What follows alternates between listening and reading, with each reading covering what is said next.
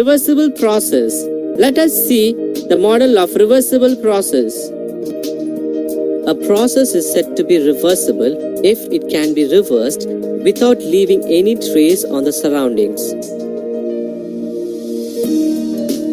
For example, let a system be taken from state 1 to state 2 with a work transfer of plus 5 kJ and heat transfer of minus 10 kJ.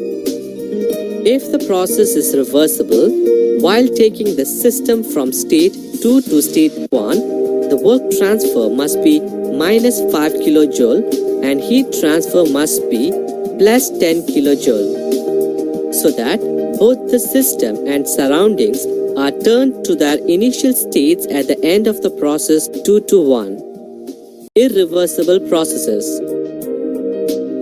The irreversible processes is also called the natural because all the processes occurring in nature are irreversible processes. The natural processes occurs due to finite gradient between the two states of the system.